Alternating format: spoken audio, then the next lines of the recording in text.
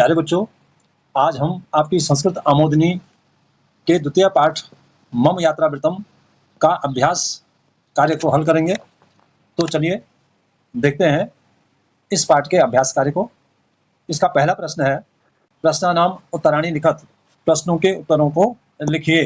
तो पहला प्रश्न यहाँ पे है, क में, आराधना किमर्थम आगरा नगरम अगच्छत। आराधना किस लिए, किमर्थम किस लिए या क्यों आगरा नगर गई। तो इसका उत्तर ये हो जाएगा कि आराधना ताजमहलम दृष्टुम आगरा नगरम अगच्छत। ख में है, केशव कुत्र अगच्छत, केशव कहाँ गया। तो आप इसका उत्तर लिख देंगे, केशव चमोली जनपदम अगच्छत। आपने पाठ में पढ़ा है कि केशव चमोली जनपद गया था। गौ में है, हरि पैड़ीम केन माध्यमेन अगच्छन। हरि की पैड़ी किस माध्यम से गए।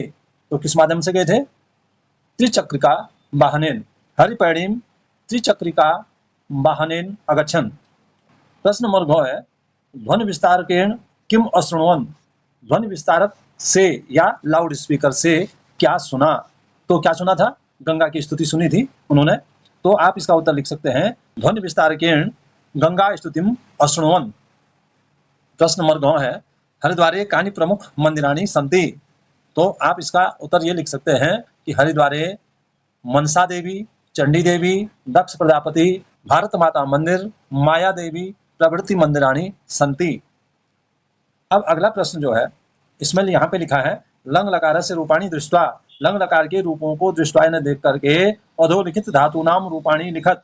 नीचे लिखे गए धातु के रूपों को लिखिए। यहाँ पे देखिए धातु रूप यहाँ पे लिखा हुआ है, प्रथम पुरुष, मध्यम पुरुष, उत्तम पुरुष, और इसके यहाँ पे एक वचन, द्विवचन, बहुवचन के ये रूप हैं। और यह है गच्छ धातु का रूप है और लंग लकार का है। लंग लकार यानी भूतकाल का। प्रथम पुरुष के इसके रूप हैं अगच्छत, अगच्छताम, अगच्छन। मध्यम पुरुष में अगच्छ, अगच्छतम, अगच्छत। उत्तम पुरुष में अगच्छम, अगच्छाओ, अगच्छामो। तो इसी प्रकार से आपने जो ये ऊपर धातु रूप धातु दे रखी हैं, कौन कौन सी धातु हैं, हस है, पट है, लिख है, बद, नी, क्री, खाद। आपने इनके जो है रूप इसी प्रकार से लिखने हैं, प्रथम पुरुष, मध्यम पुरुष, उत्तम पुरुष, ऐसे लिख करके और इनके प्रत्येक के जो है रूप लिख देने हैं, एक वचन, द्विवचन और बहुवचन में। तो यहाँ पे सबसे पहले क्या है, हस है। हस का मतलब होता है हंसना।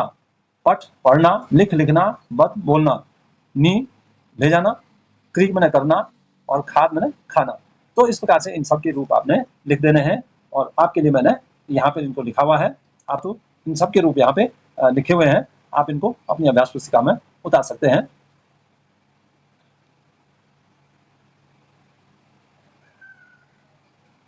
अब प्रश्न नंबर 3 है, उदाहरणानुसारम धातु रूपेण कत्वा प्रत्ययम योजित्वा नूतन पदम रचयत।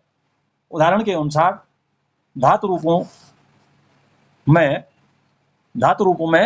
कत्वा प्रत्यय को मिला करके योजित्वा यानी मिला करके नूतन पदम नया शब्द रचयत बनाओ।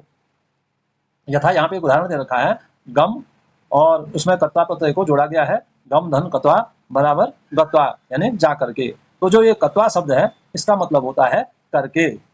तो इसी प्रकार से हम यहाँ पे नीचे कुछ शब्द दिए गए हैं, इनमें कत्वा प्रत्यय जोड़ करके देखेंगे। पहले तो यहाँ पे क में देखिए, पठ धन कत्वा, तो इन दोनों को मिलाकर हो जाएगा पठित्वा। ख में है नी धन कत्वा, तो ये हो जाएगा नीत्वा। फिर है खेल धन कत्वा, खेलित्वा हो जाएगा। लिख धन कत्वा, लिखित्वा हो जाएगा। हस धन कत्वा, हसित्वा हो जाएगा। दृश्य धन कत्वा, दृष्टवा हो जाएगा। 6 में है चल धन कत्वा, चलित्वा। जौ पथ धन कत्वा, पतित्वा। तो इस प्रकार से ये कत्वा प्रत्यय जोड़ करके ये सारे यहाँ पे नए शब्द बने हैं, आप इनको पढ़ लीजिएगा। प्रश्न नंबर 4 है, अधोलिखितानि वाक्यानि घटनाक्रमानुसारम लिखत।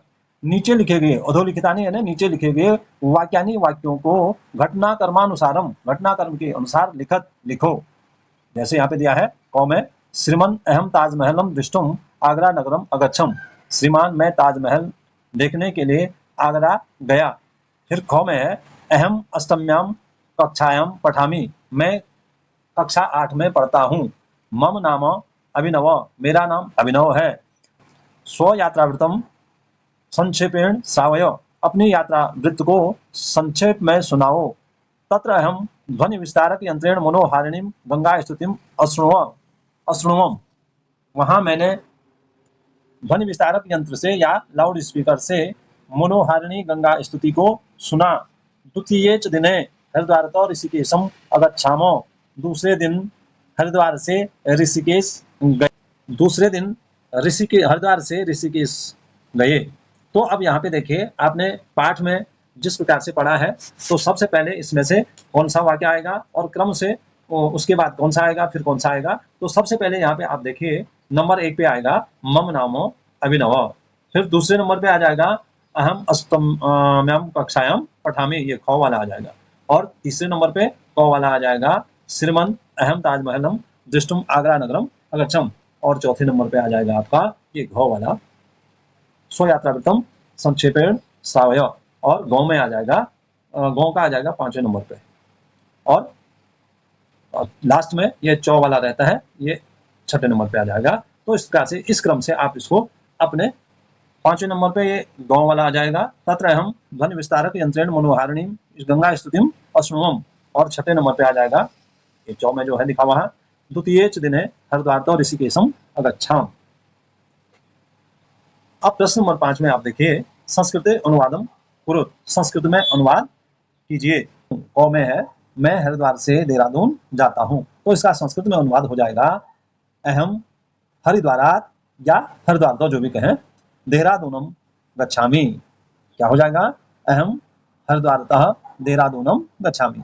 ख में देखिए, मैं घर से विद्यालय जाता हूँ, तो मैं के लिए अहम घर से गृहात् विद्यालयम गच्छामि, अहम गृहात् विद्यालयम गच्छामि। गौ में हम नैनीताल से रुद्रप्रयाग गए, हम यानी वयम नैनीतालात् रुद्रप्रयागम अगच्छाम। गौ में है वह पढ़कर लिखता है, स पठित्वा लिखति। गौ में है मैं कक्षा 8 में पढ़ता हूँ, इसका अनुवाद हो जाएगा अहम अष्टम्याम कक्षायाम पठामि। चौ में है मैं अपने मामा के घर चमोली जनपद गया, तो इसका अनुवाद हो जाएगा अहम स्वमातुल गृहम चमोली जनपदम अगच्छम। तो आप इसका अनुवाद इस प्रकार से लिख देंगे। प्रश्न नंबर 6, रेखांकित शब्दान आधृत्य प्रश्न निर्माणम कुरुत, रेखांकित शब्दों को आधृत्य उन्हें आधार मान करके प्रश्न निर्माणम कुरुत, प्रश्नों का निर्माण कीजिए। यथा यहाँ पे एक उदाहरण दे रखा है, त्वम अष्टम्याम कक्षायाम पठसि, तो यहाँ पे जो है अष्टम्याम को अंडरलाइन कर रखा है, इसके नीचे रेखांकित इसको किया हुआ है। तो आपने यहाँ पे रेखांकित शब्द को जो है क्या आधार मान करके उसको उसका प्रश्न बनाना है, इस वाक्य का प्रश्न बनाना है। तो प्रश्न कैसे यहाँ पे बना रखा है, देखिए ये उदाहरण जो है, तुम अष्टम्याम की जगह पे क्या लिख दिया है, कस्याम, कस्याम कक्षायाम पठसि, तुम किस कक्षा में पढ़ते हो। तो इसी प्रकार से यहाँ पे आपके अभ्यास के लिए दे रखा है एक नंबर 1, ध्वनि विस्तारक यंत्रेण गंगा स्तुति सुनोति।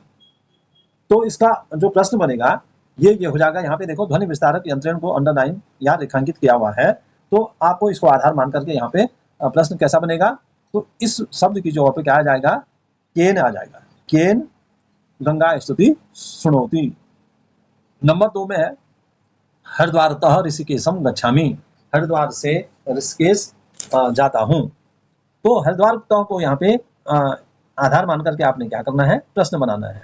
तो हरिद्वार तो यानी हरिद्वार से, तो इसकी जगह पे आप लिख देंगे कुतः, यानी कहाँ से, कुतः ऋषिकेशम गमिष्यामि। प्रश्न नंबर अगला है, तीसरा है, यहाँ पे दे रखा है, तीसरा शब्द वाक्य है, ताजमहलम दृष्टुम आगरा नगरम अगच्छत। अब यहाँ पे ताजमहलम को आधार मान करके आपने क्या करना है, प्रश्न का निर्माण करना है। तो ताजमहलम की जगह पे आप क्या लिख देंगे, किम, क्या देखने के लिए, किम दृष्टुम आगरा नगरम अगच्छत, क्या देखने के लिए आगरा नगर गए। अब आगे यहाँ पे दिया है, आओ करके सीखें। नीचे दी गई गतिविधि में घनश्याम की बद्रीनाथ यात्रा को दर्शाया गया है। विद्यार्थी उदाहरण के अनुसार उत्तर दें। अब यहाँ पे घनश्याम एक लड़का है और उसकी बद्रीनाथ यात्रा को कहाँ से शुरू किया गया है, यहाँ नीचे देखिए, ये यहाँ पे घनश्याम है और ये यहाँ से देहरादून से अपनी यात्रा शुरू करता है और देहरादून से फिर कहाँ की ओर है तीर का निशान, ऋषिकेश, फिर ऋषिकेश से देवप्रयाग, फिर देवप्रयाग से यहाँ ऊपर की ओर ये तीर का निशान है श्रीनगर, श्रीनगर से रुद्रप्रयाग, रुद्रप्रयाग से कर्णप्रयाग, कर्णप्रयाग से नंदप्रयागम, नंदप्रयागम से जोशीमठम, जोशीमठम से विष्णुप्रयागम, विष्णुप्रयागम से पांडुकेश्वरम और फिर बद्रीनाथम। तो आपने इनको कैसे करके लिखना है, यहाँ नीचे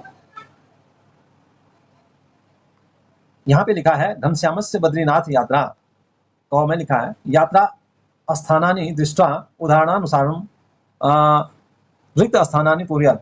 अब इस उदाहरण को देख करके, यात्रा के स्थानों को देख करके और उदाहरण को के अनुसार, पहले आपने यात्रा के स्थान अभी देखे हैं कि देहरादून से घनश्याम यात्रा शुरू कर रहा है और देहरादून से ऋषिकेश, ऋषिकेश से देवप्रयाग। तो इस प्रकार से आप उदाहरण के अनुसार, जैसे यहाँ पे लिखा है यथा घनश्यामो देहरादूनतः ऋषिकेशम अगच्छत, घनश्याम देहरादून से ऋषिकेश गया, फिर जो है ऋषिकेश तो देवप्रयागम अगच्छत, ऋषिकेश से देवप्रयाग गया। तो आप यहाँ पे आप फिर आगे लिख देंगे कि ऋषिकेश से देवप्रयाग गया। अब आगे है देवप्रयागतः, देवप्रयागतः कहाँ गया वो देवप्रयाग से, यहाँ देखिए आप इनको नोट कर दीजिए। देवप्रयाग से कहाँ, श्रीनगर, फिर रुद्रप्रयाग, फिर कर्णप्रयाग, फिर नंदप्रयाग और नंदप्रयाग से जोशीमठ, विष्णुप्रयाग और पांडुकेश्वर और फिर अंतिम में बद्रीनाथ। तो आप यहाँ पे ऐसे करके क्रमशः लिख देंगे देवप्रयागतः श्रीनगरम अगच्छत, फिर दूसरी लाइन में आप लिख देंगे श्रीनगरतः रुद्रप्रयागम अगच्छत, फिर आगे रुद्रप्रयाग से कहाँ गया, रुद्रप्रयागतः कर्णप्रयागम अगच्छत, फिर कर्णप्रयाग से कहाँ गया, कर्णप्रयागतः नंदप्रयागम अगच्छत, और उसके बाद नंदप्रयाग से कहाँ, नंदप्रयागतः जोशीमठम अगच्छत, और फिर जोशीमठम जोशीमठतः विष्णुप्रयागम अगच्छत, और फिर आगे विष्णुप्रयागतः पांडुकेश्वरम अगच्छत, और अंत में पांडुकेश्वरतः बद्रीनाथम अगच्छत। तो इस प्रकार से आप ये सब यहाँ पे लिख देंगे। आगे इसके ख में लिखा है पंच प्रयागा नाम नामानी लिखत, पंच प्रयागों के नामों को लिखिए। अब पंच प्रयाग आपने आपके पाठ में जो आए हैं यहाँ पे ऊपर भी दिए हुए हैं। तो यहाँ पे प्रयाग पहले ये बता समझ लीजिए, प्रयाग किसे कहते हैं, प्रयाग उसे कहते हैं कि जहां पर दो नदियां आपस में मिलती हैं। तो जब हम ऋषिकेश से चलते हैं तो सर्वप्रथम हमें क्या मिलता है, देवप्रयागम, फिर रुद्रप्रयागम, फिर कर्णप्रयागम, फिर नंदप्रयागम, फिर विष्णु प्रयागम। तो आप इस तरह से इनके नाम यहाँ पे लिख देंगे और इस प्रकार से ये हमारा अभ्यास का कार्य यहीं पे समाप्त होता है।